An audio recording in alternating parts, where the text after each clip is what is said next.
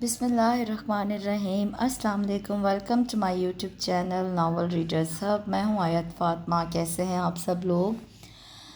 مجھے عائشہ نے فرمائش کی تھی خواتین اور شعاع ڈائجسٹ کے ناولز پڑھنے کی، تو عائشہ میرا خیال ہے کافی دنوں سے میں شعاع اور خواتین ہی پڑھ رہی ہوں، تو آج بھی جو میں نے چوز کیا ہے وہ ہے خواتین ڈائجسٹ۔ مئی کا شمارہ تھا، آئی تھنک مئی 2015 کا خواتین ڈائجسٹ کا یہ مئی کا شمارہ تھا۔ تو آج ہم پھر جو اس کا جو ناول پڑھ رہے ہیں وہ ہے امبرین ولی کا بس تو ہی میرا ہے۔ بہت پیاری یہ نکاح بیسڈ سٹوری ہے۔ ہیرو اور ہیروئن کا نکاح ہو جاتا ہے لیکن رخصتی نہیں ہوتی، تو اس کے بعد پھر جو ہیروئن ہے اس کو مطلب اپنی دوست اور اپنے فادر پہ شک ہوتا ہے۔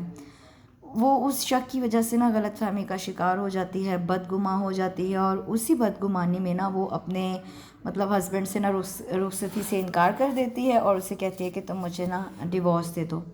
تو اسی پہ بیسڈ یہ بہت پیاری سٹوری ہے۔ کہانی میں ٹویسٹ ہے، حالانکہ جیسا وہ سمجھ رہی ہے کہ اس کے فادر اور اس کی دوست کا کچھ ہے، ویسا کچھ نہیں ہے، وہ ایک غلط فہمی تھی، مس انڈرسٹینڈنگ تھی۔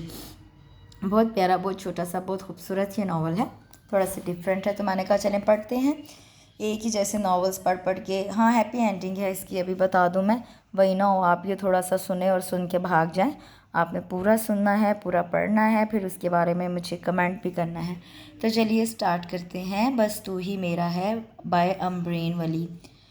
کمرے کا دروازہ بند تھا مگر مقفل نہیں تھا۔ کمرے کی ساری بتیاں بجھا دی گئی تھیں، کھڑکیوں پر بھاری پردے گرے ہوئے تھے، لیکن پھر بھی دروازے کی درز سے ہلکی سی روشنی کی لکیر سی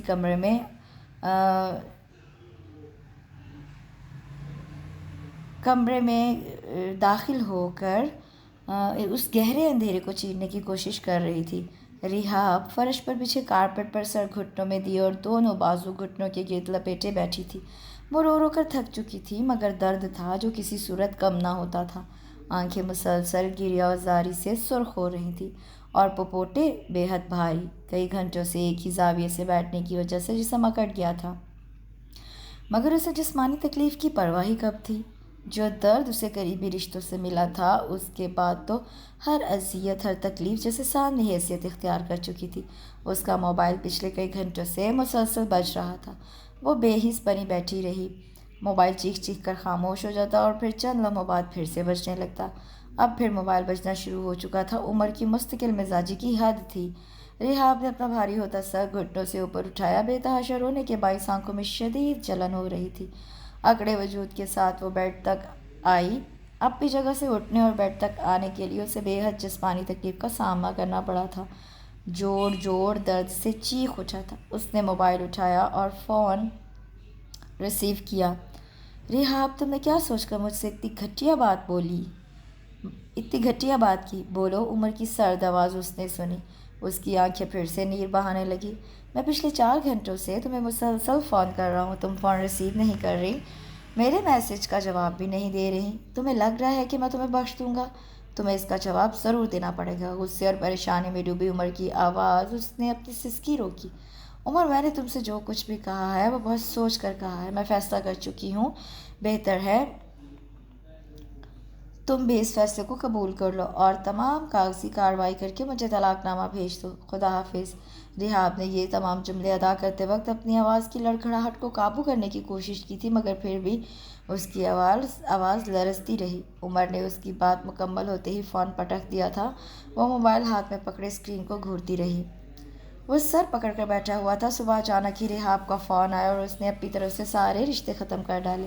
اس نے ایسا کیوں کیا؟ وجہ بتانے پر وہ راضی نہیں تھی۔ وہ مستقل اس کا نمبر ملا رہا تھا اور جب اس نے فون اٹھایا بھی تو کیا کہا؟ اس کی آواز بے حد بھاری ہو رہی تھی۔ وہ سمجھ گیا کہ وہ روتی رہی ہے اور بات کرنے کے دوران بھی وہ خود پر قابو پانے کی کوشش کر رہی ہے۔ وہ نہیں چاہتی کہ عمر کو اس بات کا احساس ہو، اس لیے اس نے اپنے لہجے کو مزید کٹھور بنا لیا ہے، مگر عمر کو کیسے معلوم نہ ہوتا؟ وہ تو اس کی سانسوں میں بستی تھی۔ وہ اس سے بے خبر کیسے ہو سکتا تھا؟ عمر کو اندازہ تھا کہ وہ خود پر جبر کر کے اس سے بات کر رہی ہے، اس لیے اسے فون کاٹ دیا۔ عمر نے کچھ سوچتے ہوئے ہاتھ میں پکڑا موبائل اپنی نیلی جینس کی پاکٹ میں ڈالا، سائڈ ٹیبل پر رکھی گاڑی کی چابی اٹھائی اور کمرے سے باہر نکل آیا۔ ریحاب کو وہ فضول سا فون آتے ہی اسے اس سے ملنے کے لیے جانا چاہیے تھا۔ یہ اتنے سارے گھنٹے ضائع کرنے کے بجائے آمنے سامنے ہو کر اسے سیدھی بات کرنی چاہیے تھی۔ اسے بھروسہ تھا کہ اگر وہ اس کے سامنے ہوتا تو وہ اسے اصل وجہ بتا دیتی اور شاید اب تک معاملہ سلجھ بھی چکا ہوتا۔ وہ خود کو ملامت کرتے تھے جسے سیڑھیاں اتر رہا تھا کہ نگاہ زوفشا بیگم پر پڑی۔ وہ نفیس سی ساڑی پہنے کہیں جانے کے لیے تیار کھڑی تھی۔ سیڑھیاں اترتے عمر کو دیکھ کر وہ اس کے قریب آئی۔ شکر ہے کہ تم گھر پر ہو، عمر نے سوالیہ نگاہوں سے انہیں دیکھا۔ زوفشا نے بے حد غور سے اس کے حلیے اور پریشان چہرے کو دیکھا۔ ان کی نگاہ عمر کی انگلیوں میں دبی چابی پر تھی، پھر وہ بڑے آرام سے گویا ہوئیں۔ مجھے ضروری کام سے جانا ہے اور تمہارے پاپا اب تک پہنچے نہیں، نہ جانے وہ کب آئیں۔ تم ہی مجھے ڈراپ کر دو، میں لیٹ ہو رہی ہوں۔ عمر نے کچھ کہنے کے لیے منہ کھولا ہی تھا، زوفشا بیگم پھر سے بولی، غالباً تم بھی کہیں جا رہے ہو۔ اس سادہ اور لاپرواہ حلیے میں وہ صرف اور صرف ریحاب سے ملنے ہی جا سکتا تھا۔ یہ بات انہیں اچھی طرح معلوم تھی اور انہیں یہ بھی معلوم تھا کہ ریحاب نے اسے شادی سے انکار کر دیا ہے اور وہ نہیں چاہتی تھی کہ وہ اس سے ملے۔ عمر کو روکنے پر تو وہ قادر نہیں تھی، لیکن اسے زج تو کیا جا سکتا تھا، سو وہ کر رہی تھی۔ ذوالقرنین نے انہیں کہا تھا کہ وہ راستے میں ہیں اور پہنچنے والے ہیں، مگر پھر بھی وہ عمر سے ڈراپ کرنے کا کہہ رہی تھی۔ عمر نے انہیں جواب دینے کی بجائے جیب سے موبائل نکالا اور نمبر ملایا۔ میں تم سے کچھ پوچھ رہی ہوں اور تم مجھے جواب دینے کے بجائے فون کے ساتھ لگ گئے۔ انہیں عمر کی یہی حرکتیں غصہ دلاتی تھی کہ وہ انہیں اہمیت دینے کو تیار نہ ہوتا تھا۔ پاپا آپ کتنی دیر میں پہنچ رہے ہیں؟ ممی بڑی بے صبری سے آپ کا انتظار کر رہی ہیں، وہ طنزیہ ان کی طرف دیکھتے ہوئے بولا۔ عمر کی چالاکی پر وہ سلگ کر رہ گئی۔ اوکے ٹھیک ہے، خدا حافظ۔ اس نے فون کاٹ کر موبائل پھر سے پاکٹ میں رکھا اور ان کی طرف دیکھا۔ پاپا کہہ رہے ہیں وہ 5 منٹ میں پہنچ جائیں گے اور آپ تب تک اپنا میک اپ ٹھیک کر لیں۔ آپ کی ٹھوڑی پر لپسٹک لگ گئی ہے، وہ آخری سیڑھی سے چکنے فرش پر قدم رکھتے ہوئے بے حد سنجیدگی سے بولا۔ وہ جو اسے خوب سنانے کا ارادہ رکھتی تھی فوراً اپنے کمرے کی جانب بھاگی۔ عمر کو ان کے انداز پر بے ساختہ ہنسی آ گئی۔ ان کی ٹھوڑی پر لپسٹک نہیں لگی تھی، لیکن وہ اس وقت ان کے سوال و جواب میں الجھ کر وقت ضائع نہیں کرنا چاہتا تھا، اس لیے ان کے جاتے ہی باہر کی جانب پلٹ گیا۔ روتے روتے نہ جانے کب اس کی آنکھ لگ گئی، کسی کے ہاتھوں کا لمس محسوس کر کے اس نے یکدم آنکھیں کھولی۔ وہ اس کے بے حد قریب بیٹھا تھا، اسے لگا وہ خواب دیکھ رہی ہے، اتنا حسین خواب۔ اس نے پھر سے آنکھیں موند لی، ہڑبڑائی تب جب اس کے ہاتھ پر عمر کے ہونٹ ثبت ہوئے تھے۔ وہ جھٹکا کھا کر اٹھی۔ وہ سامنے بیٹھا اسے دیکھ کر مسکرایا تھا، اسے دیکھ کر وہ بری طرح خائف ہوئی تھی۔ اس نے چہرہ موڑ کر تکیے پر پڑا دوپٹہ اٹھا کر اپنے گرد لپیٹا۔ اس ساری کارروائی کے دوران وہ گہری نگاہوں سے اسے دیکھتا رہا۔ ریحاب کے دل کی حالت عجیب ہو رہی تھی۔ عمر کا یوں بلا اجازت اس کے کمرے میں آنا اور استحقاق سے بیٹھنا ان سب نے اس کے غصے کو بڑھا دیا تھا۔ تمہیں مجھے یہاں دیکھ کر ضرور حیرت ہو رہی ہوگی کہ انکل کی غیر موجودگی میں گھر کیسے آ گیا، بلکہ سیدھا تمہارے کمرے میں ہی آ گیا، وہ ریحاب کا سرخ چہرہ دیکھ کر مسکرا کر بولا۔ وہ گردن موڑے بیٹھی رہی جیسے وہ ساری گفتگو دیواروں سے کر رہا ہو۔ مجھے تم نے یہاں بلایا ہے ریحاب؟ اس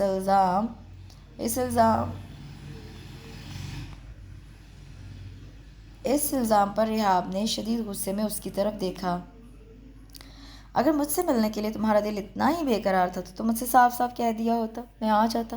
اتنا بڑا ڈرامہ کرنے کی کیا ضرورت تھی؟ وہ بیڈ پر پھیل کر بولا، یوں کہ اس کا کندھا ریحاب کے کندھے سے لگ گیا تھا۔ وہ پیچھے ہوئی مگر عمر نے اپنا بازو اس کے گرد حمائل کر دیا۔ ریحاب اچنبھے سے اسے دیکھ رہی تھی۔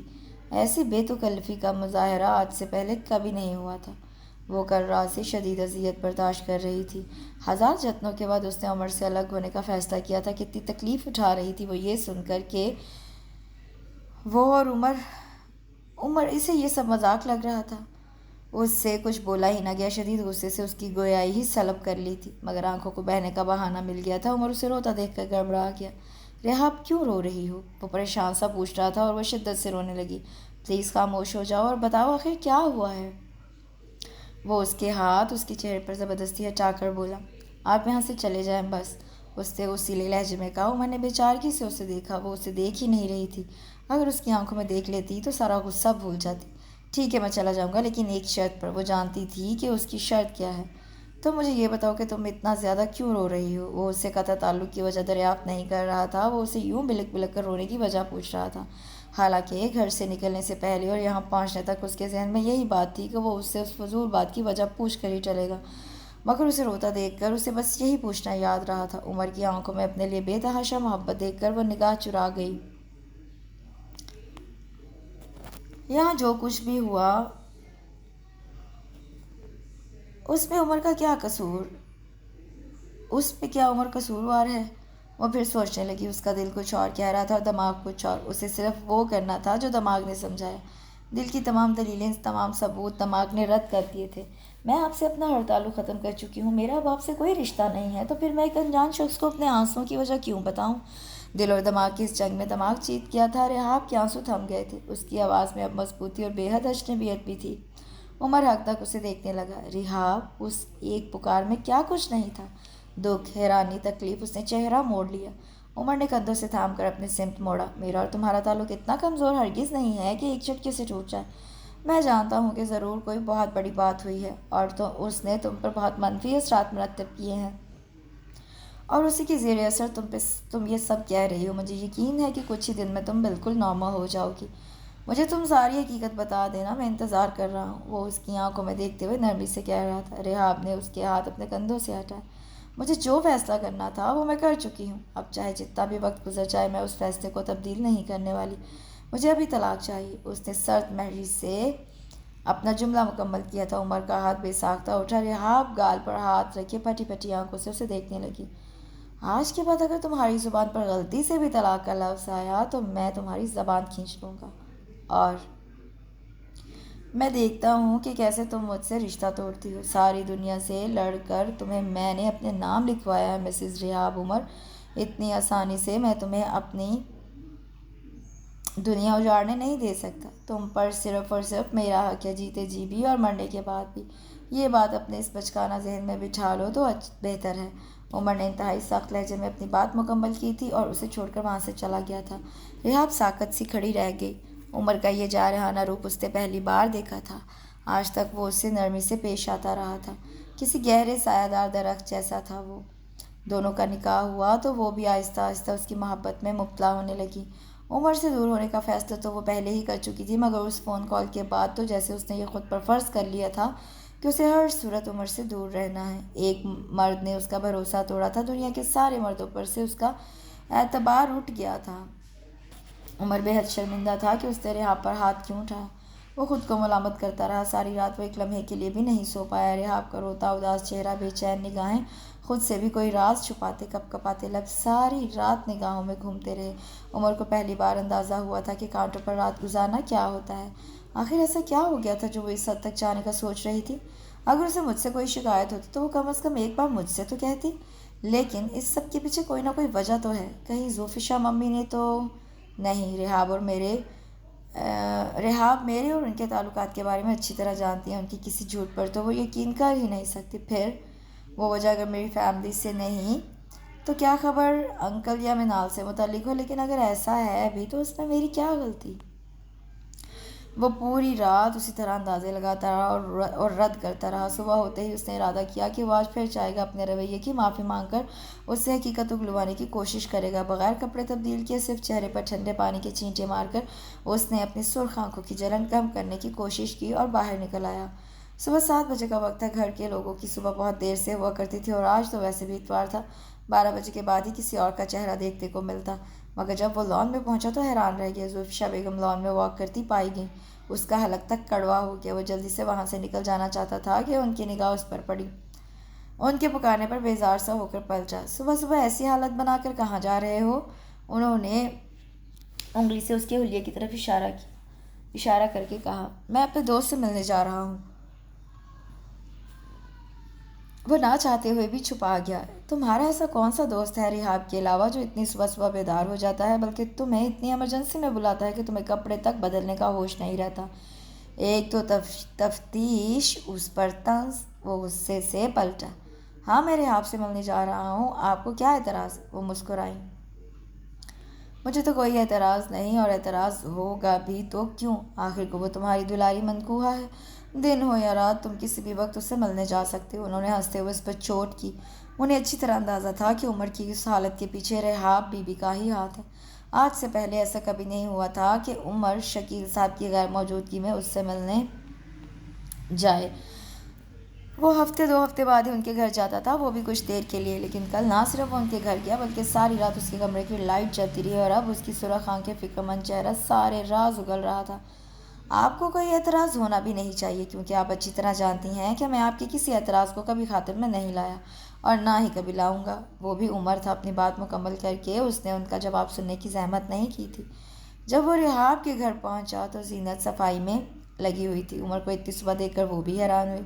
نوکرانی تھی، وجہ دریافت تو کر نہیں سکتی تھی، البتہ فوراً سلام کیا۔ وعلیکم السلام، منال بی بی کہاں ہے؟ اس نے پوچھا۔ جی وہ تو 2 دن سے اپنے گھر گئی ہوئی ہیں، آپ کو نہیں معلوم؟ زینت کے جواب پر اس کا ماتھا ٹھنکا۔ کل اسے منال کا پوچھنے کا ہوش نہیں تھا اور آج جب پوچھا تو وہ یہاں تھی ہی نہیں۔ آخر یہ سب ہو کیا رہا ہے؟ وہ اپنے آپ سے مخاطب اور پھر سیڑھیاں چڑھنے لگا۔ اس نے رحاب کے کمرے کا دروازہ کھولا۔ روشنی کے کمرے میں پہنچتے ہی رحاب نے اپنی آنکھوں پر ہاتھ رکھ لیے تھے۔ رحاب، عمر کی بے قرار آواز پر بھی وہ ٹس سے مس نہ ہوئی۔ I am really sorry. وہ اس کے قریب بیٹھ گیا۔ رحاب نے کوئی جواب نہیں دیا۔ تمہاری طلاق والی بات نے میرے ہوش و حواس سلب کر لیے تھے۔ میں تم سے بہت محبت کرتا ہوں، تمہارے بغیر زندگی کا تصور بھی نہیں کر سکتا۔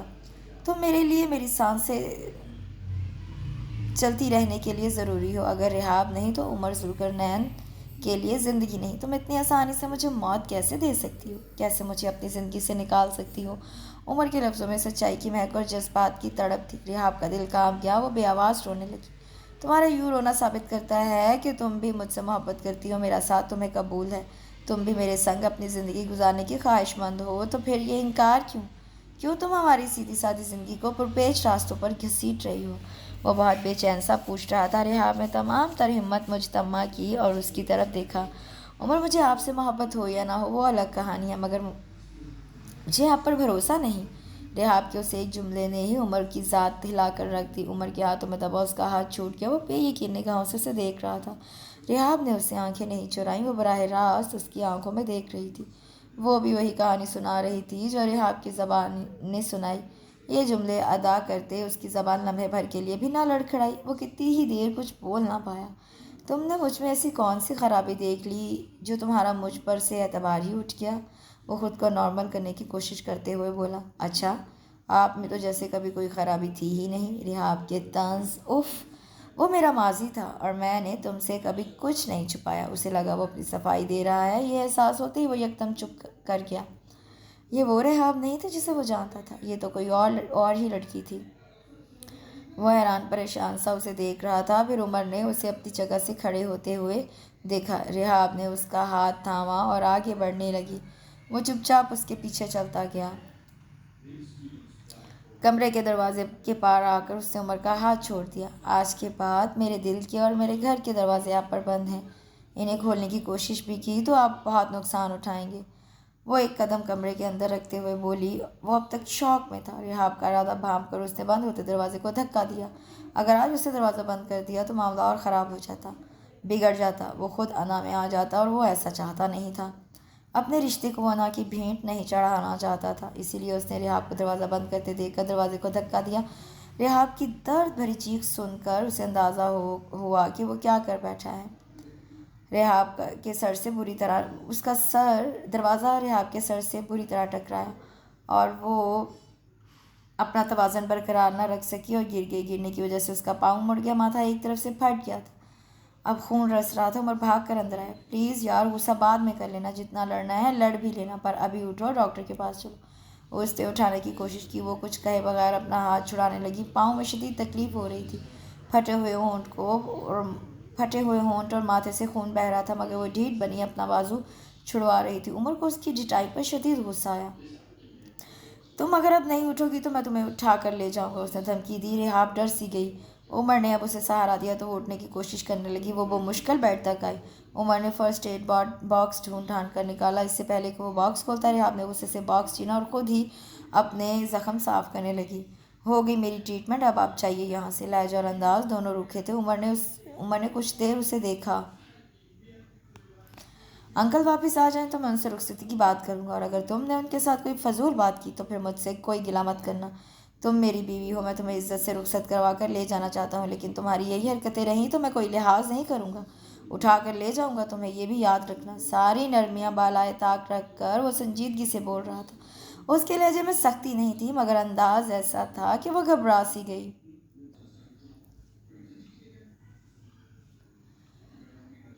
اگر آپ نے میرے ساتھ زبردستی کرنے کی کوشش کی تو میں اپنی جان لے لوں گی، مگر آپ کا نام جوڑے رکھنے کی اذیت میں برداشت نہیں کروں گی۔ وہ چیخ کر بولی۔ عمر کے اٹھتے قدم رک گئے تھے۔ وہ اس کی جانب پلٹا اور نہایت سرد انداز میں اسے دیکھا۔ تو ٹھیک ہے، تم اپنا ارمان پورا کر لینا، میں تو وہی کروں گا جو میں نے کہا ہے۔ اب یہ تم پر منحصر ہے کہ عزت کے ساتھ اس گھر سے ڈولی میں رخصت ہونا ہے یا پھر حرام موت گلے لگا کر باپ کی عزت داغدار کرنی ہے۔ لیکن ایک بات ذہن میں بٹھا لو، دونوں صورتوں میں میرا نام تمہارے نام کے ساتھ ہی رہے گا۔ وہ مطمئن سا کہہ کر باہر نکل آیا اور وہ اس کے لفظوں پر غور کرتی رہ گئی۔ وہ کسی کو بھی بتائے بغیر حیدرآباد آ گئی تھی۔ شارق زمان نے اسے بلایا تھا، وہ چاہنے کے باوجود اس کے بلانے پر انکار کرنے کی متحمل نہیں ہو سکتی تھی۔ اس نے اپنے اماں ابا تک کو اپنے آنے کی اطلاع نہیں دی تھی کیونکہ اسے ان سے ملنا ہی نہیں تھا۔ اگر وہ شارق زمان کی بات ماننے سے انکار کر دیتی تو وہ خود کراچی پہنچ جاتا۔ وہ شارق کی بتائی ہوئی جگہ پر پہنچ کر اس کا انتظار کر رہی تھی۔ کچھ ہی دیر بعد وہ خوب سجا، خوشبوؤں میں ڈوبا اس کے سامنے براجمان ہو گیا۔ اس کا دل نفرت سے بھرنے لگا۔ اس مصنوعی خوشبو میں ڈوبا وجود اندر سے کتنا غلیظ تھا یہ صرف وہی جانتی تھی۔ شارق اسے دیکھ کر مسکرایا، وہ مسکرا بھی نہ سکی۔ کیسی ہو؟ وہ بڑی لگاوٹ سے پوچھ رہا تھا۔ مجھے کیوں بلایا ہے یہاں؟ اب تمہیں مجھ سے کیا کام پڑ گیا؟ وہ غصہ دباتے ہوئے بولی۔ تم سے تو مجھے مستقبل قریب میں بہت سے کام پڑنے والے ہیں، اس نے اس کا ہاتھ تھامنے کی کوشش کرتے ہوئے کہا، لیکن وہ ہاتھ جھٹک کر پیچھے ہو کر بیٹھ گئی۔ میرے سامنے اکڑا مت کرو، تم جانتی ہو کہ میں اکڑنے والوں کے ساتھ کیا کرتا ہوں۔ اس کا لہجہ یکدم بدل گیا۔ منال کیسے بھول سکتی تھی؟ چپ ہو رہی، کام کی بات کرو۔ کچھ دیر بعد اس نے اپنے آپ کو مضبوط کرتے ہوئے کہا، اور جواباً اس نے جو طلب کیا اس سے منال کو زمین و آسمان گھومتے ہوئے محسوس ہوئے۔ انہیں عجیب سی بے چینی محسوس ہو رہی تھی۔ اس بے چینی کی وجہ جاننے سے وہ قاصر تھے۔ یہاں اتنی دور وہ ایک اہم میٹنگ کے سلسلے میں آئے تھے اور اس کی تیاری کر رہے تھے کہ ایک دم ہی ان کا دل ہر کام سے اچاٹ ہو گیا۔ رگ و پے میں بے قراری دوڑ رہی تھی۔ انہوں نے لیپ ٹاپ بند کیا اور اپنی جگہ سے اٹھ کھڑے ہوئے۔ کئی روز سے ان کی رحاب سے بات نہیں ہو پائی تھی۔ وہ انہیں بہت یاد آ رہی تھی۔ تبھی ان کا موبائل بج اٹھا۔ انہوں نے لپک کر فون اٹھایا۔ رات کے 12 بجے اگر وہ فون کر رہی تھی تو یقیناً کوئی خاص وجہ ہوگی۔ فون سن کر وہ مزید پریشان ہو گئے تھے۔ کل کی میٹنگ کے بعد انہیں فوراً پاکستان کے لیے نکلنا تھا۔ وہ پہلے ہی بے تحاشا پریشان تھی۔ اس پر عمر کے فون نے رہی سہی کسر پوری کر دی۔ وہ اسی وقت حیدرآباد سے نکلی تھی۔ گھر پہنچتے ہی اس نے ملازمہ سے رحاب کا پوچھا، جی وہ تو 2 دن سے اپنے کمرے میں بند ہیں، نہ کچھ کھاتی ہیں نہ پیتی ہیں، روتی رہتی ہیں، نہ جانے کیا ہو گیا، وہ پریشان سی بتا رہی تھی۔ منال فوراً اس کے کمرے میں آئی۔ رحاب، اس نے آواز دیتے ساتھ ہی لائٹس آن کی۔ رحاب بستر پر آڑی ترچھی پڑی تھی۔ اس کی آواز پر ٹس سے مس نہ ہوئی۔ منال گھبرا کر قریب آئی۔ وہ شدید بخار کی کیفیت میں تھی۔ اس کا چہرہ تھپ تھپانے لگی۔ اس نے بمشکل اپنی آنکھیں کھولی اور منال کو اپنے قریب دیکھ کر اس نے منہ پھیر کر آنکھیں بند کر لیں۔ رحاب، اٹھنے کی کوشش کرو، میں تمہیں ڈاکٹر کے پاس لے چلوں۔ وہ اسے اٹھانے کے لیے جھکی۔ اس کی آنکھوں میں اپنے لیے نفرت دیکھ کر وہ ٹھٹک گئی۔ منال، میری نظروں سے دور ہو جاؤ، اس نے تمام ہمتیں مجتمع کر کے چیخ کر کہا تھا۔ منال کا رنگ فاق ہو گیا۔ کیا ہوا رحاب، تم ایسا بیہیو کیوں کر رہی ہو؟ فی الحال سب چھوڑو اور میرے ساتھ چلو۔ منال حد درجہ پریشان تھی۔ آخرکار اس نے عمر کو فون کر کے بلایا۔ عمر سیدھا رحاب کے کمرے میں چلا آیا۔ اٹھو ورنہ تم جانتی ہو کہ میں کیا کروں گا۔ منال باہر کھڑی سن رہی تھی۔ مجھے نہیں جانا، تم لوگ مجھے میرے حال پر چھوڑ دو، وہ غصے سے بولی۔ نہیں چھوڑ سکتے ہم تمہیں ایسے، وہ بھی سخت لہجے میں بولا۔ نہیں جاؤں گی میں، نہ جینے دیتے ہو نہ مرنے دیتے ہو، آخر تم لوگ کیا چاہتے ہو؟ کیوں مجھے پاگل کرنے پر تلے ہوئے ہو تم سب کے سب؟ وہ وحشت سے چلا رہی تھی۔ اس نے عمر کا گریبان پکڑ رکھا تھا۔ وہ کتنی ہی دیر ساکت سا اس کی اس ابتر حالت کو دیکھتا رہا اور پھر چپ چاپ اسے اٹھا کر گاڑی میں بٹھا دیا۔ وہ چیختی چلاتی رہی۔ منال بھی آ کر بیٹھ گئی تو اس نے گاڑی آگے بڑھا دی۔ اگر وہاں ہاسپٹل میں بھی تم نے یہ سب کیا تو میں سب کے سامنے وہ کروں گا جو تم برداشت نہیں کر پاؤ گی۔ بہتر ہے چپ چاپ اپنا علاج کرواؤ۔ ہسپتال پہنچ کر عمر نے اسے وارننگ دی۔ میں چاہتا ہوں کہ انہیں ایسی دوا دی جائے جس سے یہ سو سکے۔ پریشانی کے باعث یہ 2 راتوں سے جاگ رہی ہیں، عمر ڈاکٹر سے کہہ رہا تھا۔ رحاب غنودگی کے عالم میں بڑبڑا رہی تھی۔ مجھے نہیں معلوم تھا کہ میری دوست، میں تو چاہتی ہوں وہ، منال کا سانس رک گیا۔ میرے پاپا، وہ سسکی۔ منال کے ہاتھ سے رحاب کا ہاتھ چھوٹ گیا۔ تم سب بہت برے ہو، میں مر جانا چاہتی ہوں، تم سب سے مجھے نفرت ہے، تم سب سے، اپنے آپ سے بھی، ہر چیز سے۔ منال کو لگا ساتوں آسماں اس پر گر چکے ہیں۔ وہ بے جان سی ہو گئی۔ رحاب کے ٹوٹے پھوٹے جملوں نے اسے کیا کچھ نہیں سمجھا دیا تھا۔ اتنی نفرت، اتنی بے اعتباری۔ وہ بے اختیار رحاب کو دیکھے گئی۔ میں سوچ رہا ہوں کہ انکل کو سب بتا دوں تاکہ جلد سے جلد وہ آئیں۔ ریحاب کی ذہنی حالت بہت بری ہو رہی تھی۔ وہ گہری سانس بھرتے ہوئے بولا، میں نے انہیں فون کیا تھا، ریحاب کے متعلق کچھ نہیں بتایا، بس پوچھا تھا کہ وہ کب آ رہے ہیں۔ انہوں نے کہا کہ وہ آج شام کی فلائٹ سے پہنچ جائیں گے، منال نے بھرائی ہوئی آواز میں کہا۔ عمر اسے روتا دیکھ کر لب بھینچ گیا۔ نہ جانے کیا غم ہے اسے، کیا ہو گیا ہے ریحاب کو؟ عمر نے بے بسی سے اپنے بال مٹھیوں میں جکڑ لیے۔ ایک ریحاب کی حالت، اس پر بے خبری۔ اصل وجہ معلوم ہوتی تو وہ کوئی سدے باب کرتا۔ وہ چپ چاپ ریحاب کو دیکھے گیا، جبکہ منال سوچ رہی تھی کہ کیا واقعی اسے حقیقت کا علم ہو گیا ہے؟ اگر ہاں تو کیسے؟ لیکن اس میں شکیل صاحب کا کیا قصور؟ قصوروار تو میں ہوں۔ دونوں اپنی اپنی سوچوں میں الجھے ریحاب پر نگاہیں جمائے ہوئے تھے۔ مجھے کسی سے کوئی شکایت نہیں، میں بس یہاں نہیں رہنا چاہتی، مجھے یہاں سے دور جانا ہے، سب سے دور۔ وہ اپنے آنسو روکتے ہوئے بولی۔ منال نے بے بسی سے شکیل صاحب کی طرف دیکھا۔ عمر بھی بیٹھا ہوا تھا۔ تم ہمیں وجہ بتا دو، اس کے بعد تم جو کہو گی ہم وہی کریں گے۔ وہ بے حد سنجیدگی سے بول رہے تھے۔ ریحاب کے ہونٹوں پر کفر لگ گئے۔ وہ عمر کے سامنے کیسے یہ سب کہتی اور ہمیشہ کی طرح شکیل صاحب بنا کہے سمجھ گئے تھے۔ انہوں نے عمر کو اشارہ کیا، وہ کمرے سے باہر چلا گیا۔ بیٹا۔ وہ اس کے قریب آ کر بیٹھے اور کندھے پر ہاتھ رکھ دیا۔ ریحاب نے یکدم ان کا ہاتھ اپنے کندھے سے اٹھایا۔ مجھے بیٹا مت کہیں، میں کچھ نہیں لگتی آپ کی، وہ سسکتے ہوئے بولے۔ منال کا دل سکڑ کر پھیلا۔ کیا غلطی ہوگی مجھ سے؟ وہ بے حد نرمی سے پوچھ رہے تھے۔ ریحاب چٹک گئی۔ منال کے ساتھ آپ کا تعلق؟ شکیل صاحب کو لگا کسی نے گرم سی سانپ کے کانوں میں انڈیل دیا ہو۔ منال کا شک صحیح تھا۔ نفرت ہے مجھے آپ سے، منال سے، سب سے۔ وہ رو رہی تھی، چیخ رہی تھی۔ شکیل صاحب گمسم بیٹھے تھے۔ عمر اسے قابو کرنے کی کوشش میں تھا۔ عمر چھوڑ دو اسے، یہ ہمارے ساتھ نہیں رہنا چاہتی، ٹھیک ہے؟ 15 دن بعد ریحاب کی تمہارے ساتھ رخصتی ہے، تم بارات لے کر آؤ یا اکیلے، تمہاری مرضی۔ شکیل صاحب کی بات سن کر ریحاب پھٹی پھٹی آنکھوں سے انہیں دیکھتی رہی۔ کمرے سے باہر نکلتے وقت ان کی چال بے حد شکستہ تھی۔ عمر ان کے پیچھے لپکا۔ میں ٹھیک ہوں، تم جاؤ اور جا کر تیاریاں کرو، جس دن تمہاری رخصتی ہوگی اس دن میں منال سے نکاح کروں گا۔ ایک اور دھماکہ۔ منال کو لگا وہ زمین میں گڑ گئی ہے۔ عمر بھی نگاہیں چرا گیا۔ ریحاب البم کھول کر بیٹھی تھی اور بڑی محویت سے ایک ایک تصویر دیکھ رہی تھی۔ یہ ساری تصویریں اسکول اور کالج کے خوشگوار دنوں سے وابستہ تھیں۔ اس میں الجھ کے کتنا وقت گزر گیا اسے احساس تک نہ ہوا۔ کافی دیر بعد اس نے ساری تصویریں سمیٹ کر الماری میں رکھی، پھر سائڈ ٹیبل پر رکھا موبائل اٹھایا اور اپنی دوست منال کا نمبر ملایا۔ السلام علیکم، اس نے بے حد خوشگوار لہجے میں اسے سلام کیا۔ وعلیکم السلام، کیسی ہو ریحاب؟ منال نے لہجہ حشاش بشاش بناتے ہوئے کہا، لیکن تھکن پھر بھی ظاہر ہو گئی۔ میں تو ٹھیک ہوں، تمہیں کیا ہوا؟ خیریت تو ہے؟ اس نے فوراً ہی اس کے لہجے کی تھکن محسوس کر لی۔ ارے مجھے کیا ہوگا، بالکل ٹھیک ٹھاک ہوں میں، اس نے مسکراتے ہوئے کہا۔ تو پھر اتنی مری ہوئی آواز میں کیوں بات کر رہی ہو؟ انکل کی طبیعت کیسی ہے؟ ریحاب نے استفسار کیا۔ اصل میں پچھلے دنوں ابو کی طبیعت بہت خراب ہو گئی تھی، انہیں ہاسپٹل میں داخل کروانا پڑا۔ امی خود بیمار رہتی ہیں، ابو کی تیمارداری نہیں کر سکتی، تو ابو کے ساتھ اسپتال میں مجھے رہنا پڑا۔ اس نے سرسری لہجہ اپنا کر بات کی۔ اب کیسے ہیں وہ؟ اب تو کافی بہتر ہیں، اس نے گہری سانس خارج کر کے کہا۔ اور تمہاری جاب؟ اس کے اگلے سوال پر وہ گڑبڑا گئی۔ جاب بھی بس ٹھیک ہی چل رہی ہے۔ سچ بتاؤ منال، ریحاب کا انداز دھمکانے والا تھا۔ چھٹیاں زیادہ ہونے کی وجہ سے جاب سے نکال دیا گیا، اس کے لہجے میں مایوسی تھی۔ اوہ، وہ چپ ہو گئی۔ شکیل صاحب گھر پہنچے تو ریحاب کو لاؤنج میں بیٹھا دیکھ کر وہ پریشان ہو گئے۔ ریحاب بیٹا، انہوں نے اسے پکارا تو وہ ہڑبڑا گئی۔ وہ اپنے خیالات میں الجھی، ان کے قدموں کی چاپ تک فراموش کر چکی تھی۔ السلام علیکم پاپا، آپ کب آئے؟ وہ اپنی شرمندگی چھپاتی ان کے ہاتھ سے بریف کیس تھامتے ہوئے بولی۔ خیریت، تم کچھ پریشان ہو؟ وہ تشویش سے لہجے میں بولے تو وہ ہنس پڑی۔ پاپا، آج بہت دن بعد میں نے منال کو فون کیا تو مجھے اپنی بے خبری پر شدید غصہ آیا، اور پھر اس نے ساری تفصیل ان کے گوش گزار کر دی۔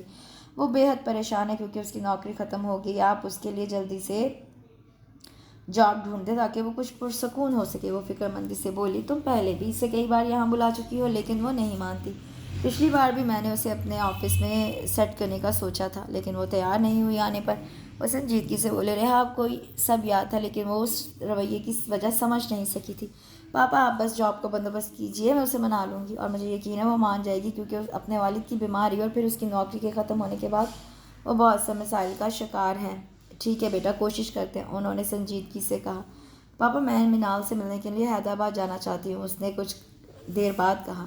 ٹھیک ہے، تم دن منتخب کر لو، میں تمہیں لے چلوں گا، فی الحال مجھے اچھی سی چائے پلواؤ، آج ہم دونوں باہر ڈنر کریں گے، وہ خوشگوار انداز میں بولے۔ وہ مسکراتی ہوئی کچن میں چلی گئی۔ عمر، تم پاگل ہو گئے ہو کیا؟ کیوں مجھے بھٹکانا چاہتے ہو؟ آصف اس کی فرمائش سن کر گھبرا گیا۔ میرے ہوتے ہوئے تجھے کوئی اور کیوں پیٹے؟ اس نیک کام کے لیے میں ہی کافی ہوں۔ اس نے اپنے خطرناک تیور دکھایا۔ آصف کا منہ بن گیا۔ یار دیکھ، اگر تو یہ سب کرے گا اور تیرے پاپا کو پتہ چل گیا تو کچھ نہیں ہوگا۔ بحث مت کرو اور یونیفارم دے مجھے، وہ اس کی بات کاٹ کر بولا۔ آصف عمر کا دوست تھا۔ یہ 5 اسٹار ہوٹل آصف کے ابا جان کا تھا۔ وہ بھی کبھی کبھار وزٹ کر لیتا سیف کچن کا، اور آج عمر نے اسے فون کر کے بلایا تھا۔ اسے اگر علم ہوتا کہ وہ اس سے ایسی فرمائش کرے گا تو آج وہ ہرگز نہ آتا، لیکن نہ صرف وہ آ چکا تھا بلکہ پھنس بھی چکا تھا عمر کے ہاتھوں۔ عمر کی بات نہ ماننے کا مطلب تھا اس کی ناراضی۔ عمر ویٹریس کا مخصوص لباس پہنے پورے ہال میں گھوم رہا تھا، 2 آرڈرز لے چکا تھا۔ اس کی نگاہیں بار بار داخلی دروازے کی طرف اٹھ رہی تھی۔ ریحاب اپنے پاپا کے ساتھ اندر داخل ہوئی تو وہ اسے دیکھ کر حیران رہ گیا۔ مہینوں کے بعد اسے دیکھ رہا تھا۔ ریحاب کو دیکھ کر اسے بہت اچھا لگا، بلکہ بہت اچھا لگا۔ ہمیشہ کی طرح آج بھی وہ بالکل سادہ سے حلیے میں تھی۔ اس کا جی چاہا وہ جائے اور اس کا حال احوال پوچھے، مگر ظاہر ہے وہ اس روپ میں اس کے سامنے جاتا تو وہ حیران ہونے سے زیادہ پریشان ہو جاتی۔ ابھی وہ سوچ ہی رہا تھا کہ اس نے شکیل صاحب کو موبائل کان سے لگاتے باہر نکلتے دیکھا تو وہ اس کے پاس چلا آیا۔ کیسی ہو؟ مسکرا کر پوچھ رہا تھا۔ آپ یہاں اس حال میں؟ وہ شدید حیرت زدہ تھی۔ اس سے پہلے کہ عمر کوئی جواب دیتا اس نے اپنے پاپا کو اپنے دوستوں کے ہمراہ اندر آتے دیکھا۔ میں تم سے بعد میں بات کرتا ہوں، پہلے آرڈر لے لوں۔ وہ فوراً وہاں سے ہٹ گیا۔ وہ محض سر ہلا کر رہ گئی۔ عمر اس سے ذرا دور ایسی ٹیبل پر آرڈر لینے لگا جہاں سے اس کے پاپا اور ان کے دوست اسے آسانی سے دیکھ سکتے تھے۔ عمر ٹیبل کے پاس کھڑا کچھ کہہ رہا تھا کہ اس کی آواز سن کر حامد صاحب نے حیرت سے اسے دیکھا۔ اوکے میم، وہ آرڈر لے چکا تھا۔ ابھی وہ اسی شوق سے باہر نہ نکلے تھے کہ لڑکی کے قریب سے گزرتے عمر نے جان بوجھ کر پانی کا گلاس اس پر انڈیل دیا تھا۔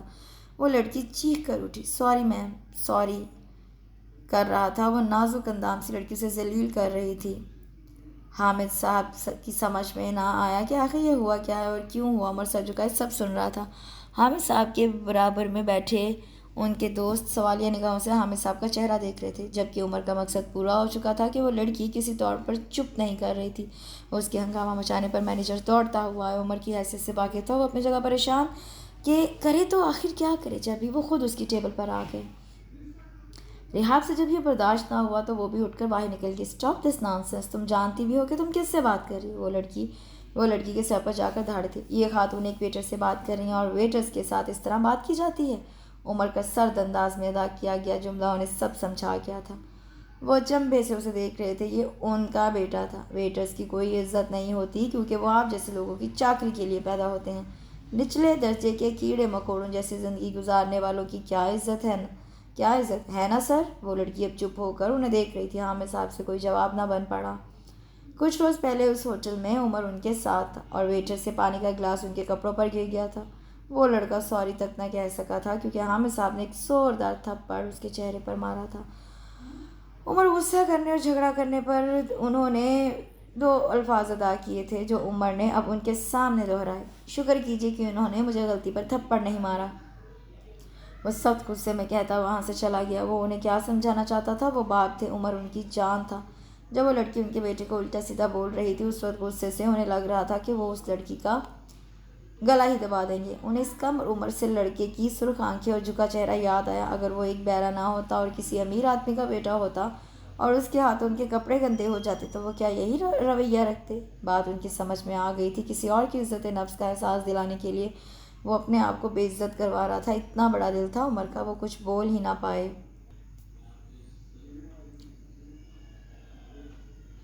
موسم بدل رہا تھا، سردیاں شروع ہو رہی تھیں۔ اس سے پہلے کہ رش بڑھتا وہ خریداری کر لینا چاہتی تھی۔ اس مقصد کے تحت وہ بازار آئی تھی۔ اس نے سوچا تھا کہ وہ منال سے ملنے جائے گی تو ان سب گھر والوں کے لیے بھی گفٹ لے جائے گی، اس لیے وہ دل کھول کر خرچ کر رہی تھی۔ جب ایک جگہ ٹھٹک کر رک گئی۔ وہ بلا شبہ عمر ہی تھا، کاؤنٹر پر کھڑا 2 خواتین کو ڈیل کر رہا تھا۔ وہ اس سے 6 قدم کے فاصلے پر تھی۔ عمر نے چونک کر اسے دیکھا۔ وہ آنکھوں میں الجھن لیے اسے دیکھ رہی تھی۔ عمر مسکرایا۔ پلیز میم آئیے۔ وہ دونوں خواتین کو فارغ کر چکا تھا اور اب اپنی تمام تر توجہ اس پر مرکوز کیے ہوئے تھا۔ وہ حیران پریشان سی کاؤنٹر کے قریب آئی۔ آپ یہاں بھی؟ وہ جھجکتے ہوئے بولی۔ عمر نے اپنی مسکراہٹ دبائی۔ کیوں، کیا میں یہاں نہیں ہو سکتا؟ وہ بے حد سنجیدگی سے پوچھ رہا تھا۔ نہیں، وہ میرا مطلب تھا کہ آپ اس دن ہوٹل میں اور اب یہاں۔ آپ کو جاب سے نکال دیا گیا؟ وہ حیرت زدہ پوچھ رہی تھی۔ ہاں، اس نے بھی اپنے لہجے میں اداسی بھری۔ لیکن آپ یہ معمولی سی نوکریاں کیوں کر رہے ہیں؟ آپ کے والد کا تو اپنا کاروبار ہے۔ رحاب نے ذہن میں آئے سوال کو زبان دی۔ تھا لیکن اب نہیں ہے۔ بزنس میں شدید نقصان نے ہمیں سڑک پر لا کھڑا کیا۔ عمر نے لہجے میں رقت پیدا کی۔ اور آپ کی تعلیم؟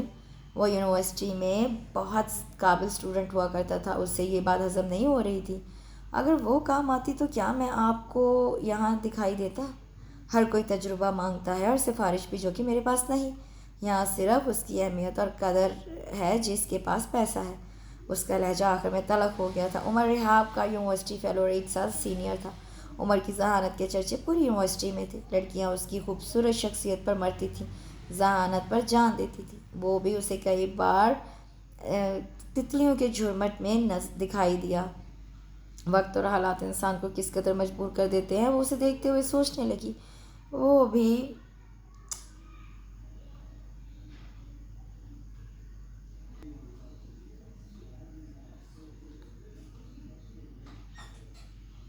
بھی بل بنا رہا تھا۔ عمر، اس نے بے حد سوچ کر اسے پکارا۔ رحاب نے شاید پہلی بار اسے اس کے نام سے پکارا تھا۔ عمر کی آنکھیں چمک اٹھی تھیں، مگر وہ اس کی طرف متوجہ نہیں تھی۔ اس نے ایک چٹ پر اپنا نمبر لکھا اور اسے تھمایا۔ آپ کو اگر ضرورت پڑے تو مجھے اس نمبر پر فون کر دیجیے گا۔ وہ جھجک کر بولی۔ کہنا تو وہ یہ چاہتی تھی کہ وہ اپنی CV اسے دے دے، لیکن یہ بات سن کر عمر کو برا بھی لگ سکتا ہے۔ عمر نے پرچی لے لی۔ شکریہ، وہ مسکرا کر بولا۔ رحاب بدقت مسکرائی، اس کا دل بے حد بوجھل ہو گیا تھا۔ اس نے آنکھوں میں امڑتی نمی کو صاف کیا۔ عمر بغور اسے دیکھ رہا تھا اور پھر نگاہ موڑ لی۔ عمر نے اسے ملول دیکھا تو اس کا جی چاہا اسے سب سچ بتا دے، اس کے چہرے کی اداسی ختم کر دے، مگر وہیں کھڑا اسے جاتا دیکھتا رہا۔ رحاب کی نگاہوں سے اوجھل ہونے کے بعد ہاتھ میں پکڑے فون نمبر کو دیکھ رہا تھا۔ بے اختیار ایک نرم سی مسکان اس کے ہونٹوں کو چھوا۔ اس نے نمبر اپنے موبائل میں محفوظ کیا اور پرچی اپنے والیٹ میں رکھ لی۔ وہ مستقل اسی کے بارے میں سوچے جا رہا تھا۔ ایک محبت کی ابتدا ہو رہی تھی، چپکے چپکے۔ ناشتہ کرتے ہوئے وہ حیدرآباد کے لیے نکل گئے۔ وہاں پہنچ کر اس نے تیزی سے اتر کر دروازہ بجایا۔ دروازہ منال نے کھولا تھا۔ رحاب کو اپنے سامنے دیکھ کر وہ حیران تھی، اس سے کچھ بولا ہی نہ گیا۔ اس کی غیر متوقع آمد پر وہ منہ کھولے کھڑی تھی۔ رحاب اس کی حالت دیکھ کر قہقہا لگا کر ہنس پڑی۔ منہ کھول کر کھڑی رہو گی کہ مجھ سے ملو گی بھی؟ وہ بے حد خوشگوار انداز میں بولی تھی۔ منال اس سے لپٹ گئی۔ دونوں ہی آپ دیدہ تھے۔ منال کی بند آنکھوں سے آنسو بہنے لگے۔ کتنا روئیں گی آپ؟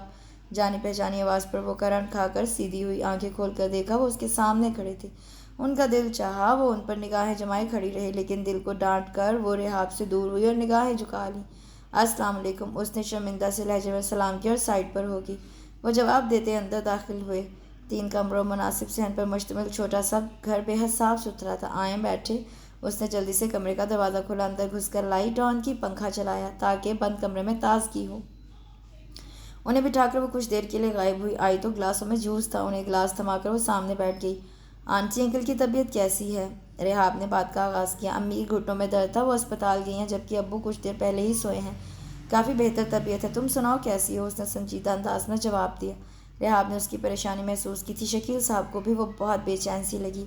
اس کے مالی حالات جس طرح کے تھے، اسے پریشان تو ہونا ہی تھا، مگر کچھ اور بھی تھا۔ منال بدلی سی لگ رہی تھی۔ وہ شکیل صاحب کے سامنے کھل کر کچھ بھی نہیں پوچھ سکتی تھی، اس لیے اسے یونیورسٹی کے قصے سنانے لگی۔ اس کا آخری سیمسٹر بھی مکمل ہو گیا تھا۔ اب وہ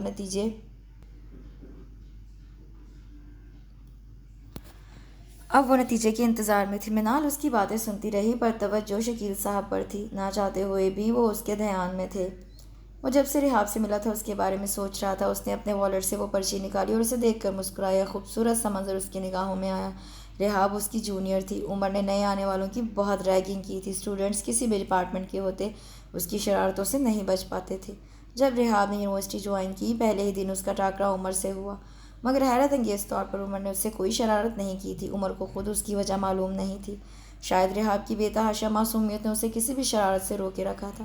اس کی شخصیت میں عجیب سی دلکشی اور طلسم تھا جس نے عمر کو متوجہ کیا تھا۔ عمر سے اس نے ڈپارٹمنٹ کا پتہ دریافت کیا تھا اور عمر اسے پتہ سمجھانے کی بجائے اسے خود ڈپارٹمنٹ تک چھوڑ آیا تھا۔ اس کی یہ حرکت اس کے دوستوں کو ہضم نہیں ہو رہی تھی۔ اس کے دوست یہی سمجھے کہ یقیناً وہ دونوں پہلے سے ہی ایک دوسرے سے واقف ہیں، اس لیے عمر نے اسے تنگ نہیں کیا۔ عمر نے اس الزام کی سخت لہجے میں نفی کی تھی۔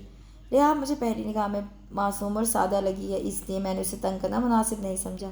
یہ بیان عمر کا تھا اور سچائی پر ہی مبنی تھا۔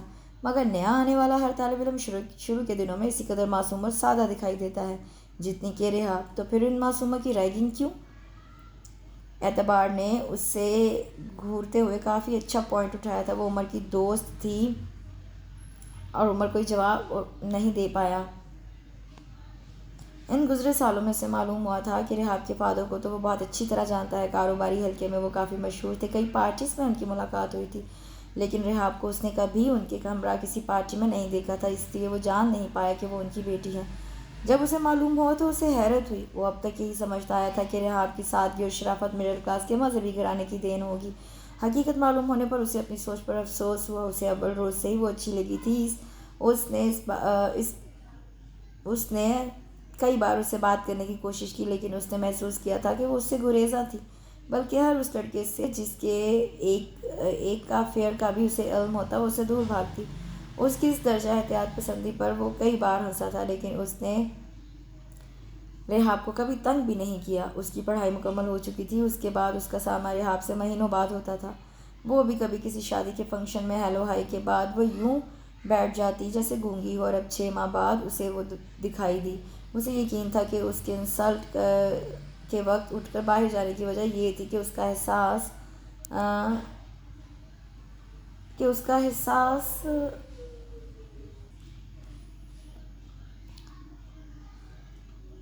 حساس دل بھر آیا ہوگا اور وہ کھانا بھی نہ کھا سکی ہوگی، اور پھر وہ اسے شاپنگ مال میں دکھائی دی۔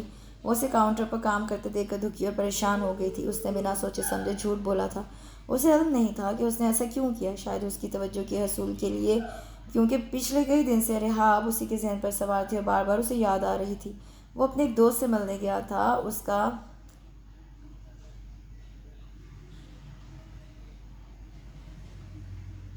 اس کا مالک کہیں گیا تھا تو وہ اپنے دوست کے ساتھ وہ بھی تقریباً کسٹمرز کو بھگتانے لگا۔ عمر کو کیا علم تھا کہ محض تفریح کے لیے جانے والے کام میں اسے ریحاب کا نمبر مل جائے گا بغیر کسی کوشش کے۔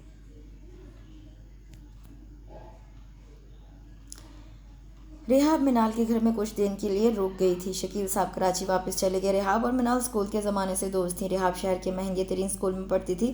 حامد صاحب وہاں کینٹین چلاتے تھے اور اسی وجہ سے منال کو وہاں داخلہ دے دیا گیا تھا۔ پرنسپل اچھے انسان تھے۔ انہوں نے منال کی ذہانت سے متاثر ہو کر فیس معاف رکھی تھی، ورنہ ایک معمولی انسان کی بیٹی کا وہاں پڑھنا ناممکنات میں سے تھا۔ منال اور ریحاب کی عمروں میں 3 سال کا فرق تھا۔ منال اس سے 3 سال بڑی تھی، مگر دونوں کلاس فیلوز تھیں، ہم مزاج تھیں، سو دونوں کی جلد ہی دوستی ہوگی۔ میٹرک کے بعد دونوں نے ایک گورنمنٹ کالج میں داخلہ لے لیا تھا۔ حامد صاحب نے اسکول کی کینٹین ختم کر دی، اب وہ اپنا کاروبار کرنا چاہتے تھے۔ حامد صاحب نے کاروبار شروع کر دیا، لیکن پھر بھی پیسہ کم پڑ گیا تو انہیں اپنا گھر فروخت کرنا پڑا۔ حیدرآباد میں چھوٹا سا ہی صحیح پر ان کا آبائی گھر تھا۔ منال گھر فروخت ہو جانے پر کتنے دن افسردہ رہی تھی۔ حامد صاحب نے اپنی بیٹی کو یقین دلایا تھا کہ وہ جلد ہی اپنا گھر پھر سے خرید لیں گے، مگر حالات نے یوں پلچا کھایا کہ سب حد تک رہ گئے۔ جس کے ساتھ مل کر انہوں نے کاروبار کی بنیاد رکھی، وہ شخص سب کچھ سمیٹ کر فرار ہو گیا۔ حامد صاحب کا دل یہ برداشت نہ کر سکا۔ اس حادثے کے بعد وہ بیمار رہنے لگے۔ ان حالات میں منال اپنا کالج بھی جاری نہ رکھ سکی۔ ریحاب کے لاکھ روکنے پر بھی وہ کراچی میں نہیں رکی تھی اور اپنی فیملی کے ساتھ حیدرآباد میں شفٹ ہو گئی۔ حامد صاحب نے اپنا معاملہ اللہ کے سپرد کر دیا تھا اور اب مزدوری کر کے پھر سے گھر کا خرچ چلانے لگے۔ ریحاب بے حد اداس تھی۔ وہ پرنسپل کو اس تمام واقعے کے بارے میں بتا چکی تھی اور گزارش کی تھی کہ حاضری نہ ہونے کی صورت میں منال کا ایڈمٹ کارڈ نہ روکا جائے۔ امتحانات میں جب 1 مہینہ رہ گیا تو ریحاب خود اسے لے کر کراچی آ گئی تاکہ وہ مکمل توجہ کے ساتھ امتحانات دے سکے، لیکن منال کی توجہ بھٹک گئی تھی۔ اسے بالکل اچانک ہی شکیل صاحب اچھے لگنے لگے تھے، اتنے کہ وہ خود سے گھبرا گئی تھی، ان کا سامنا کرنے سے کترانے لگی۔ پہلے بھی وہ ان سے زیادہ بات نہیں کرتی تھی، لیکن اب تو ان کی موجودگی میں وہ کمرے سے ہی نہ نکلتی۔ وہ اپنے آپ سے سخت شرمندہ تھی، خود کو لعنت ملامت کرتی۔ وہ اس کی دوست کے والد تھے، اس لحاظ سے وہ اس کے انکل ہوئے۔ وہ جتنا سوچتی اسی قدر پشیمانی اور شرمندگی میں گھر جاتی۔ پر دل پر کب کسی کا زور چلا ہے؟ البتہ اس نے عہد کیا تھا کہ وہ آئندہ کراچی نہیں آئے گی۔ امتحانات کے بعد اس نے ایک دن بھی وہاں رکنے کی کوشش نہیں کی تھی۔ ریحاب اس کی جلد بازی پر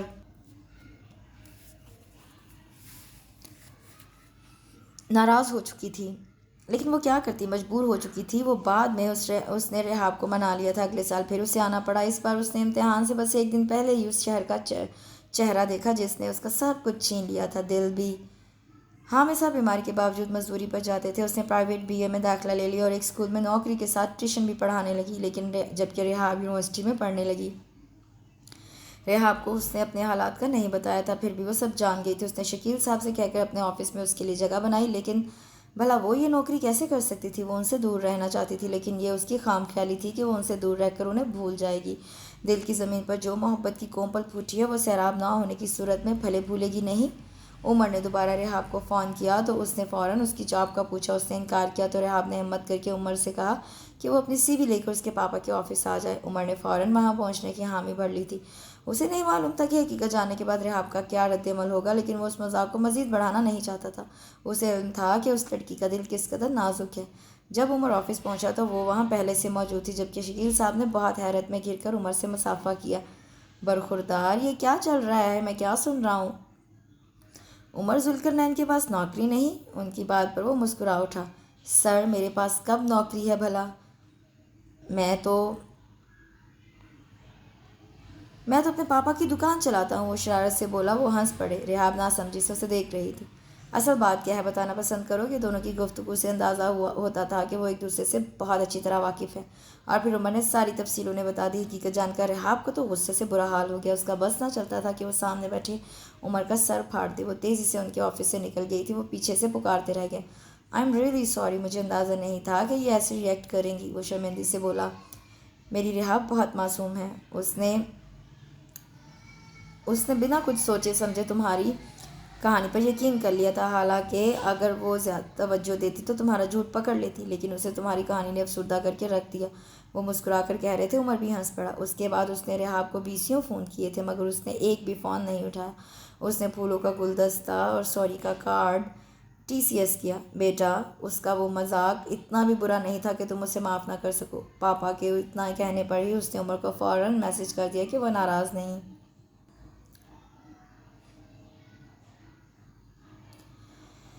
اس واقعے کے ایک ہفتے بعد ہی عمر کے والدین اس کے گھر اس کا رشتہ مانگنے کو موجود تھے، اور ذوالفشاں بیگم نے جب شکیل صاحب کو دیکھا تو وہ شاکڈ رہ گئیں. ذوالفشاں عمر کی سوتیلی ماں. کسی زمانے میں وہ شکیل صاحب کے آفس میں جاب کرتی تھی. لاکھ ڈورے ڈالے مگر وہ ان کے ہاتھ نہ آئے. وہ دل سے انہیں پسند کرتی تھی، لیکن ان کے جھڑکنے نے انہیں پاگل کر دیا تھا. وہ ان کا کچھ نہیں بگاڑ سکی تھی سوائے جاب چھوڑنے کے. سو انہوں نے جاب چھوڑ دی. اس کے بعد انہیں ذوالقرنین کے آفس میں نوکری مل گئی. وہ طرح دار اور حسین تھی. ذوالقرنین صاحب کو ایسی ہی خواتین پسند تھی. دونوں کا دھواں دھار افیئر چلا اور نتیجہ شادی کی صورت برآمد ہوا. عمر نے انہیں قبول نہیں کیا، حالانکہ اس کی اپنی ماں بھی اسی مزاج کی تھی. وہ ایک بروکن فیملی کا لڑکا تھا. سالوں پہلے اس کے والدین الگ ہو گئے تھے، لیکن اس نے اپنے اندر والدین کی کمی کو حسرت بنا کر پروان نہیں چڑھایا. اس نے اپنی دنیا بنا لی. ذوالفشاں نے اس پر اپنا کنٹرول کرنا چاہا، لیکن وہ عمر تھا. دن گزرتے گئے. ذوالفشاں کے دل میں شکیل صاحب کا انکار کسی خنجر کی طرح چبھا رہ گیا. وہ اکثر انہیں مختلف پارٹیز میں دکھائی دیتے. ان کا پہلو ہمیشہ خالی ہوتا. وہ جل کر رہ جاتی. عمر نے گھر میں کسی ریحاب نامی لڑکی کا ذکر کیا تھا کہ وہ اس سے شادی کرنا چاہتا ہے. ذوالقرنین کو بھلا کیا اعتراض ہونا تھا؟ وہ اسی اشتیاق میں چلی آئی تھیں کہ عمر کی پسند دیکھیں گی. انہیں بالکل اندازہ نہیں تھا کہ وہ ریحاب شکیل کی بیٹی ہوگی. وہاں سے واپس آنے کے بعد انہوں نے ریحاب کو بہو ماننے سے انکار کر دیا تھا. ان کے اس بے تکے انکار کو بھلا کون اہمیت دیتا؟ ذوالقرنین کو وہ عزیز تھیں، لیکن چونکہ ان کے انکار کی معقول وجہ نہیں تھی، سو انہوں نے ذوالفشاں کو خاموش رہنے کا کہا. ان کی شادی کی تیاریاں شروع ہو چکی تھیں. اس کا چیخنا چلانا سب بیکار تھا. شکیل صاحب کا رویہ ریحاب کی سمجھ سے بالا تر تھا. ساری غلطی ان کی تھی، مگر پھر بھی وہ اسے کیوں صفائی نہیں دے رہے تھے؟ اس سے کیوں کچھ نہیں کہا؟ کچھ تو بولتے، لیکن وہاں ایک گہری خاموشی اور تکلیف دہ تعلقی تھی. وہ خود اس سے ناراض ہو گئے تھے. منال الگ گمسم تھی. پورے گھر میں ایسا سناٹا تھا جیسے کوئی مرگ ہو گئی ہو. چاروں طرف وحشت ناشتی پھرتی تھی. اسے اپنے پاپا کے فیصلے کا علم بھی ہو گیا تھا کہ وہ منال سے نکاح کر رہے ہیں. اس کی سمجھ میں کچھ نہ آتا تھا کہ وہ کیا کرے. اس کے دل کو چین نہیں تھا. پتہ نہیں کیوں اسے لگ رہا تھا کہ اس نے جذباتی ہو کر بہت غلط کر دیا ہے. وہ یوں ہی بے قراری سے گھبرا کر کمرے سے باہر نکلی تھی. اس کے کمرے کے برابر ہی شکیل صاحب کا کمرہ تھا. اس نے منال کو اندر جاتے دیکھا اور وہیں رک گئی. پھر کچھ سوچ کر دروازے پر آئی. اندر سے باتوں کی آوازیں آ رہی تھیں. اس نے کان لگائے. آپ نے ریحاب کو حقیقت کیوں نہیں بتائی؟ کیوں اس کی غلط فہمی دور نہیں کی؟ منال کی بھرائی ہوئی آواز نے اسے چوکنا کر دیا. اب اس کی ضرورت نہیں رہی۔ شکیل صاحب کا لہجہ بے حد سر تھا، ریحاب کے اندر تک پھریری دوڑ گئی۔ لیکن کچھ نہیں، وہ میری بیٹی ہے، میرے وجود کا حصہ۔ وہ مجھے ایسا گرا ہوا سمجھتی ہے، میں سوچ بھی نہیں سکتا تھا۔ میں نے اس کی ماں کے مرنے کے بعد کبھی کسی عورت کے بارے میں نہیں سوچا۔ ریحاب کو اپنی زندگی کا محور بنایا، اس کی بہترین تربیت کی، اسے محبت دی، اور اس نے مجھ پر بھروسہ تک نہ کیا، ایک بھروسہ بھی نہ دے سکی وہ مجھے۔ کیا ایسی ہوتی ہے اولاد؟ ہاں، اولاد ایسی ہی ہوتی ہے، وہ شدید اذیت بھرے لہجے میں بول رہے تھے۔ ریحاب میں مزید کچھ سننے کی طاقت نہیں تھی، اسے لگا وہ مر جائے گی۔ اس جیسی اولاد کا مر جانا ہی اچھا تھا۔ ایک ٹیپ شدہ فون سننے کے بعد اس نے اپنے باپ کے کردار پر کیسے شک کر لیا؟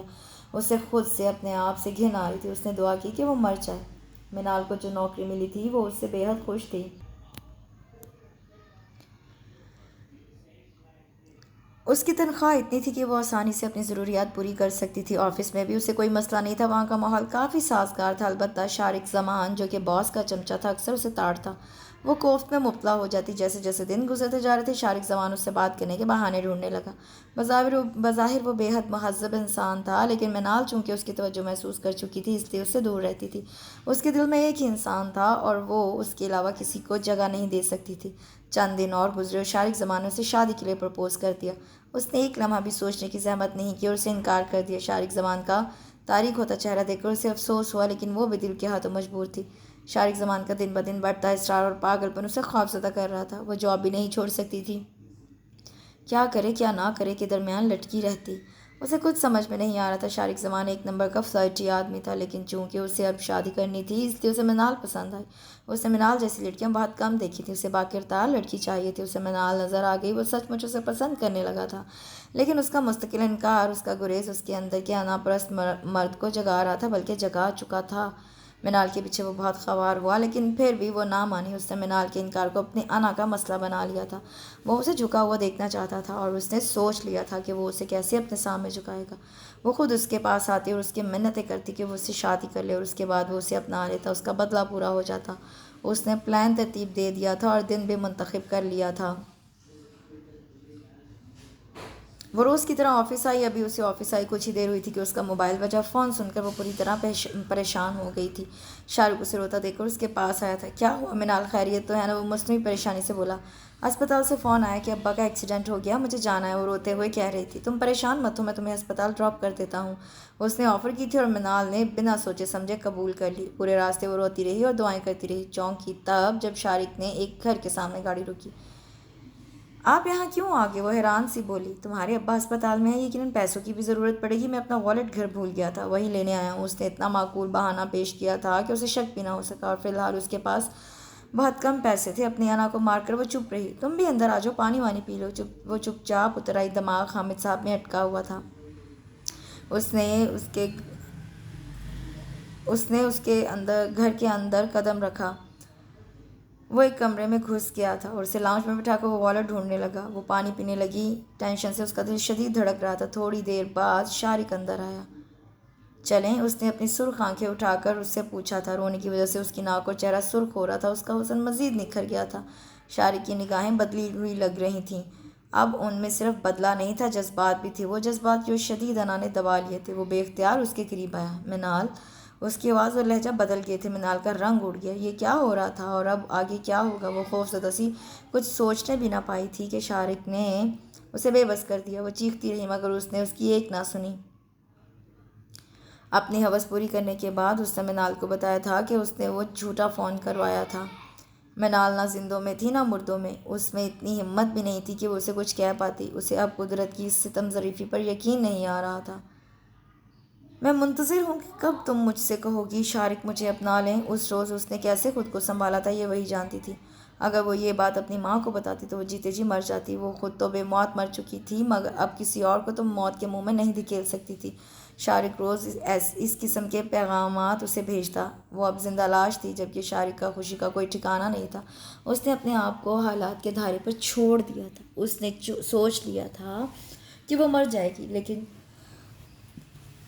شارق جیسے گدھ کے سامنے جھکے گی نہیں۔ لیکن یہ محض اس کی خام خیالی تھی۔ طبیعت خراب ہونے پر اس نے ٹیسٹ کروائے تھے اور تب اسے معلوم ہوا کہ وہ ماں بننے والی ہے۔ وہ سن رہ گئی تھی۔ سالوں کی عزت مٹی میں مل چکی تھی۔ اسے لگتا تھا وہ غم کی شدت سے مر جائے گی۔ وہ اپنے مرنے کی دعائیں مانگتی لیکن وہ بھی قبول نہ ہوتی۔ انہی دنوں شکیل صاحب کسی کام کے سلسلے میں حیدرآباد گئے تھے۔ ایک سڑک پر گاڑی بے قابو ہو جانے کے باعث انہیں چوٹ آئی تھی۔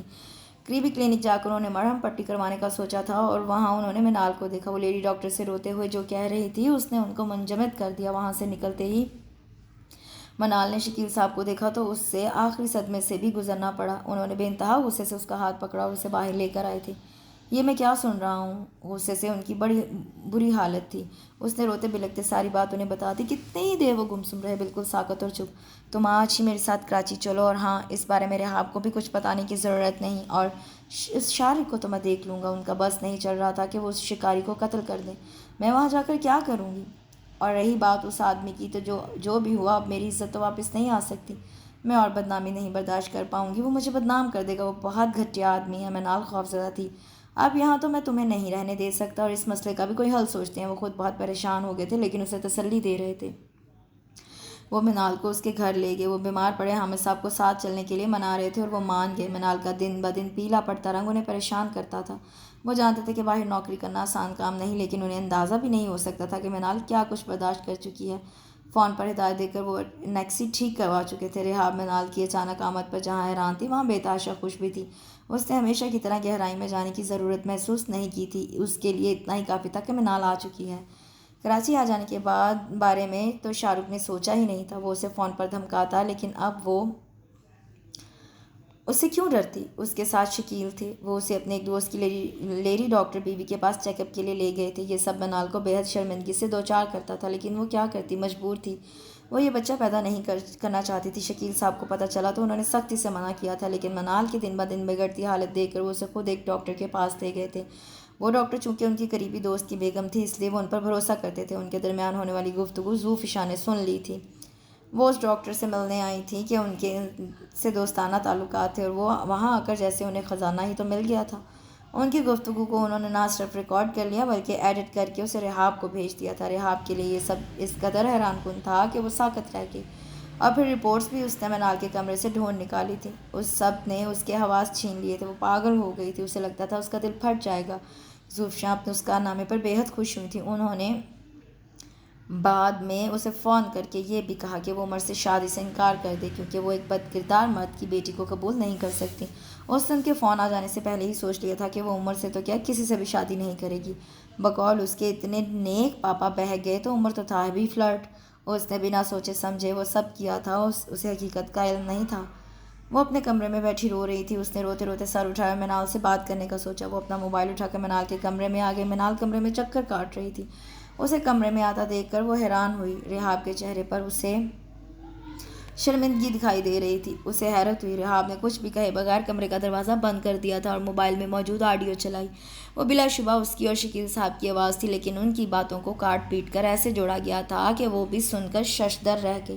بتاؤ میں کیا کرتی؟ مجھے معلوم ہے کہ میں نے بہت غلط کیا، میں معافی کے بھی قابل نہیں، لیکن تمہیں مجھے سچ بتانا چاہیے تھا۔ میرے عزیز ترین اور قریبی لوگوں کے بارے میں جب میں یہ سنوں گی اور تمہاری رپورٹس دیکھوں گی تو… وہ رونے لگی۔ منال اس کے قریب آ کر بیٹھ گئی اور سب سچ بتا دیا۔ حقیقت جان کر تو وہ اور بھی شرمندگی کے گڑھے میں گڑ گئی۔ میں حیدرآباد شارق سے ملنے گئی تھی۔ اماں ابا سے بھی نہیں مل پائی۔ وہ کچھ دن بعد ہی حیدرآباد چلے گئے تھے تاکہ وہ گھر پر رہ سکیں۔ شارق نے مجھے دھمکی دی تھی کہ اگر میں نے اس سے شادی نہ کی تو وہ میری اور اپنی ویڈیو نیٹ پر اپلوڈ کر دے گا۔ وہ ایسا کر بھی سکتا ہے؟ میں بہت پریشان ہو گئی تھی۔ پھر شکیل صاحب کو بتایا تو انہوں نے اپنے ذرائع استعمال کر کے اسے غائب ہی کروا دیا۔ وہ تھکے تھکے لہجے میں بول رہی تھی، شارق پولیس کی تحویل میں ہے اور سالوں کے لیے اندر چلا گیا ہے۔ میں اس قابل تو نہیں کہ معافی مانگ سکوں، لیکن پھر بھی کوئی بات نہیں۔ منال نے اس کے ہاتھ پکڑے۔ جس قسم کا یہ آڈیو کلپ تھا اس سے تمہارا ایسا سوچنا حیران کن نہیں۔ منال نرمی سے بولی، مجھے بالکل اندازہ نہیں تھا کہ تمہاری زندگی میں اتنا سب کچھ ہو گیا۔ میں غلط فہمیوں میں گھری اپنے رونے روتی رہی۔ وہ روتے ہوئے بولی۔ منال نے اسے اپنے ساتھ لگا لیا۔ وہ اس کی بہت اچھی دوست تھی اور یہ سب جو بھی ہوا منال کو لگتا تھا کہ اس کی وجہ سے ہوا۔ نہ شکیل صاحب اس کی مدد کرتے، نہ ریحاب غلط فہمیوں میں پڑتی۔ ریحاب کی جان مشکل میں تھی۔ وہ جانتی تھی کہ وہ دونوں اتنی آسانی سے اسے معاف نہیں کریں گے۔ اس کے پاپا کی دکھ بھری آواز، مان ٹوٹنے کا غم، کیا کچھ نہیں تھا ان کے لہجے میں۔ اور اس نے عمر کو بھی کتنا تنگ کیا تھا۔ دونوں ہی اسے بہت عزیز تھے اور دونوں ہی اب اس سے شدید ناراض بھی۔ وہ دن میں 10 بار ان کے کمرے کے چکر کاٹتی۔ وہ اسے دیکھتے ہی منہ پھیر لیتے۔ اس کا دل کٹ جاتا۔ دن رات روتے ہوئے گزرتے تھے۔ دوسری طرف عمر بھی اس سے بات نہیں کر رہا تھا۔ منال کے والدین بھی آگے تھے اور ان سے رشتے کی بات بھی رحاب نے ہی کی تھی۔ انہیں بھلا کیا اعتراض ہوتا؟ شکیل صاحب بھلے ہی اس کی دوست کے والد تھے، لیکن اتنی بڑی عمر کے ہرگز نہیں تھے، اور جس قسم کی طبیعت حامد صاحب کی ان دنوں تھی، انہیں یہی بہتر لگا وہ ہاں کر دیں۔ شکیل صاحب تو بالکل ہی اس سے لا تعلق تھے۔ رحاب روتی رہی، منال اسے کب تک سنبھالتی؟ شادی کا دن بھی آ پہنچا۔ وہ اسٹیج پر دلہن بنی بیٹھی تھی۔ رات گہری ہو رہی تھی، لیکن شہر کے اس مہنگے ہال میں سجی روشنیاں اندھیرے کا مقابلہ کرتے اتری تھیں۔ منال نے اپنے نکاح کا دن آگے بڑھا لیا تھا۔ وہ لوگوں کے اس ہجوم میں کیسے دلہن بن کر بیٹھتی؟ وہ بھی شکیل صاحب کی، وہ بھی اس کی مشکل سمجھ گئے تھے۔ رحاب دلہن بنی بے حد حسین لگ رہی تھی، اتنی کہ عمر کی اس پر نگاہ پڑتے ہی ساری ناراضی اور انچو ہو گئی، جبکہ شکیل صاحب لاکھ کوشش کرتے پر آج کے دن وہ اپنے دل کو اداس ہونے پر روک نہیں پائے تھے۔ ان کی آنکھیں بار بار بھر آ رہی تھیں، اور پھر اس کی رخصتی کا وقت قریب آ گیا۔ رحاب جب ان کے گلے لگی تو ساری ناراضی آنسوؤں میں بہہ گئی۔